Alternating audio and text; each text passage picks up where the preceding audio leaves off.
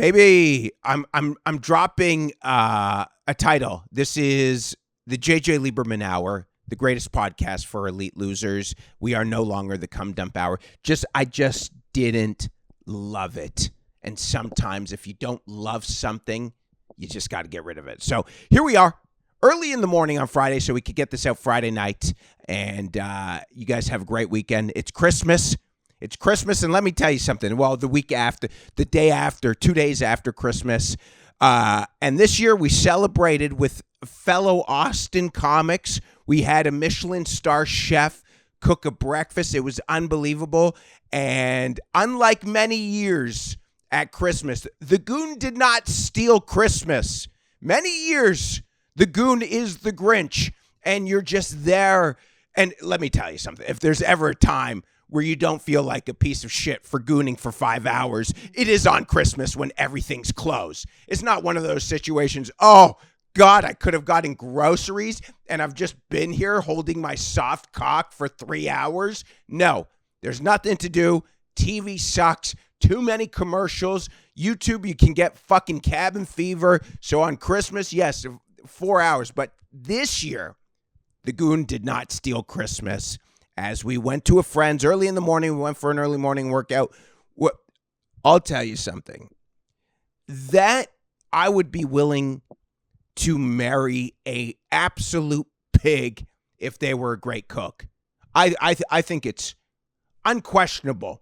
Just someone, not like a stay in the, I'll take them out in public. I won't be thrilled about it. I do like having sex with those people for what it's worth. I do like that. I think it's the greatest sex in the world when someone's like, you know, they're over 220, 200, not men. Men have to be like Adonises, but a woman, 220, huge tits, best sex. I wouldn't want to be walked in on it. I wouldn't, I like the BBWs. We'll even go for the SS super size BBW where it looks like two sick farm animals. Have you ever seen it? Yes. Two sick farm animals that you should drag around back and shoot in the head because they're going to infect the livestock. That's how I want to look when I'm having sex. And obviously I want to be with a 10, but it's always a performance of the lifetime, which I don't like. I don't like putting on a performance. But anyways, yes, so we did. The chef was not a pig, but I'm saying I'm willing to marry someone if they're incredible in the kitchen. They're like, oh, what? JJ's with that? Why? I'm like, you, buddy, Eggs Benedict on a Tuesday? You get an Eggs Benedict on Tuesday. What do you mean, why am I with that? It's the best breakfast ever. So, although I don't eat the hollandaise sauce because Anthony Bourdain said it has bacteria. But that's in the kitchen. If it's fresh and cold out of your own fridge, that's fine. But in the kitchen, like, it's sitting out all day, mayonnaise gets bacteria. According to Anthony Bourdain, Kitchen Confidential, shout out to Tony. If you're still around, would have loved to met you. But anyhow, he is one of my favorite people of all time. Had almost a meltdown last night. There's moments, and Brandon Lejeune can attest to this. There are moments in comedy when you're on stage and you go, thank God Kramer happened. Yeah. Yeah, thank God Kramer happened. Because and this is not a race thing. But we'll tie it in together. It could be a race thing too. But thank God Kramer happened because the ramifications. And I was doing that last night, and it was a fat crowd. And let me tell you something. More than going on an N-word rampage like Kramer did, I think the worst thing would be going on a obese tirade. 51% of America is fat, morbidly fat. I don't know if that's a fact, but if you look down the street and you're eyeballing how many people are morbidly obese, it's more than the population of black people. So I could make a fair argument. First of all, I'm not going to go on a Kramer rampage of yelling the N-word, but I'm saying statistically, like this is science right now. Sometimes you just have to use science. There are more fat people than there are black people. So you just don't want to go on a calling the audience a bunch of whales and to take Ozempic, yelling just Ozempic at them, because that's almost what happened yesterday. How many people? 40.3%, and that's down from before. So this was the 2020 to 2023 statistics, but in 2017 to 2020, it was up to 45%. Morbidly? It just says statistics that are who have obesity in America. Oh, well, I mean, you don't even have to be morbidly. If once you're obese, you're morbidly. The morbid obese is 1 in 3 adults. That's 33%. Yeah. Now, how many black people in America? It's 31%, right? I actually have black and Latino adults have the highest obesity rate at 49.9%. Now we look racist. I was saying it out of America. I was trying to separate the two. You said black, and then no, I said it. I'm just reading the AI overview. If anyone's racist, it's AI. I didn't ask for race. AI put it as a top thing because my AI is racist. Everything's about race now. I was just comparing the difference. See, I'm sitting back. We're getting in real trouble right now. Real trouble. You know, Jesse, the Reverend, great Reverend Jesse Jackson is gonna the podcast, the greatest podcast for elite losers, is talking about how the Afro-American and the Latino-American is the fattest person in the world. That was not the point I was trying to make. I was trying to make the point that there is more fat people than black people. But now they're the most fat are the black and Latinos, according to AI, not according to us. Which is crazy. I just typed in statistics of Americans who are obese. No, I didn't ask for race, and that was like the first thing it gives Really? you. Yeah. Oh, my God. So let me just tell you something, Farrakhan and Jesse Jackson, before you come after me, when Farrakhan saying, oh, yeah, we have to, Farrakhan would always talk about, I love Farrakhan, like just listen to how he speaks. But he said we have to terminate, we have to terminate those Jews. But anyhow, my whole point was, there was a moment yesterday where the crowd hated me. Oh, God, not one person's laughing. And it was a good crowd. And a lot of overweight, a lot of obese. And I was about to snap. And then I just remembered Kramer. And I'm like, yo, dude, thank you. Thank you, Kramer, for saving how many. It's the same thing with like Jeffrey Toobin, the guy who like the CNN correspondent who rubbed one out on Zoom call. Do you remember that guy? I hate bringing up things that happened 3 years ago. People are going to be like watching this. They're like, you brought it up 3 years ago? Then let me ask you this. If I bring up something that happened 3 years ago that has a point to what happened last night, why the fuck can Dan Carlin do hardcore history about Genghis Khan from thousands of years ago, and it's the biggest podcast, and I can't bring a fucking anecdotal thing that happened to a guy stroking his dick on CNN? Why is that weird? Why is that different? Why can Dan Carlin have the biggest podcast in the world, look like a genius doing the history, and I can't bring up a thing that happened 3 years ago about a guy? And let me tell you something. That guy saved many men. That guy saved many men. Even today, 2024, heading into 2025, I still do Zoom conversations. I'm always making sure the windows are closed. Even 2 hours later, windows are closed. That I think would help my career. I don't know if it would have the Paris Hilton effect where I'm beating my meat and they're like, yo, this guy, we got to, I'm not that I know that. She was hot. There was something else. Did she take a big dick? What was so good about hers? I didn't see that. That was like before. The sex tape for my age was the Kim Kardashian. But she took a big dick. Big dick. Okay, but that's what. Yes. Yeah, so my thing, let the record show, I post that article on Instagram. Some chick did write a good thing about my penis. So, but I don't know if me stroking my hammer on a Zoom call that I thought would be over would catapult my career. Because if it did, let me tell you something, I would be doing it every day. But I don't think it happens. But anyhow, I just knew, I'm just checking the notes. Yeah, the Jeffrey Toobin thing. Yeah, there's just certain things in life that just change how you operate. The Kramer thing, that you just always know that you can't.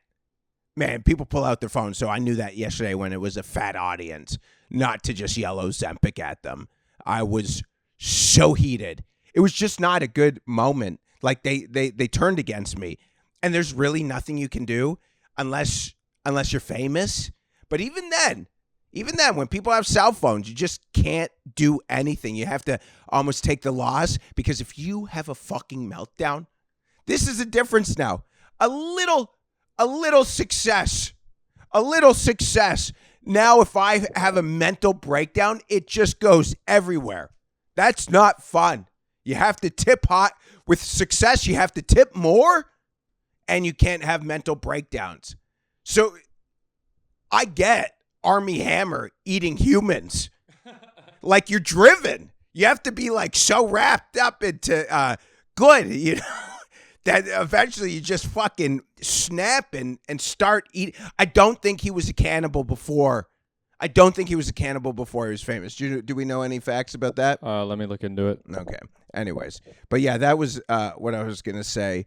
Again, the whole race, who's the fattest, that's not what I was trying to do. I woke up at 6 a.m. I couldn't sleep. If I don't have a good show, I'm up all night and I'm ruminating on it. Some people think it's unhealthy. Well, I don't. I think I need to do that. Like, that is the one thing that the Tim Grover thing, the guy trained Kobe and Michael Jordan. He said, yeah, people think they're unhealthy. He's like, yeah, because I don't know, not them, but it just stays. It doesn't leave you. No. I couldn't find anything on him before, but he did just because he's not getting a lot of roles. Is he still getting booked? He just got booked. He played a cameo as a cannibal in a movie. No. I swear to God, it was like a really small. He played Cannibal Ken with a K, because cannibal is spelled with a C, yeah. And it says, it's in a music video for like an up and coming artist, is what it is. How much do you think they have to pay him to get him now? They were probably doing him a favor. Really? At this point, I mean, because all the other articles, because I typed in. Did he not go to jail for eating people? He wasn't eating anyone. He was just being like, I want to eat you. Like, it was his kink. So he was like never eating anyone, but he would text girls. Like, one of the texts I remember, he said, I just want to take out like your ribs and eat them. Wow. Like, you're so tiny and hot. I want your baby back ribs. Like, weird shit like that. But he never did anything. You know, that's the other thing. Okay, so here's what's amazing about this podcast. On no other podcast in 2024 will a guy reference two things that happened during COVID 3.5 years ago as like current events, you know, and no one else will do it. But yeah, I didn't know the whole details. I just knew, I thought he was eating people. And I was like, how is he not in jail? So he was just, God, man. Text released of him saying weird shit, and they were just like, well, there's no way he doesn't eat people. Like, all right, come on, man. You know what? I'll tell you something. That is what I was thinking last night as on stage when I wanted to call that audience fat. And by the way, again, if you're fat, I love you. I really do love you. You're the most lovable people in the world. There is undoubtedly, the most lovable people in the world is a fat slob. But I love you.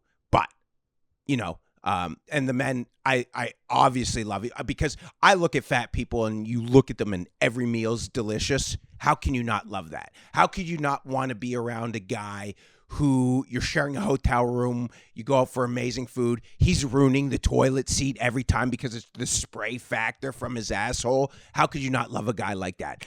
I love fat people. But in the moment of bombing, I'm not going to have this I'm not going to attack them. But there is that thing, again, going back to I just got a little successful. And again, I'll say this over and over again until I can sell tickets.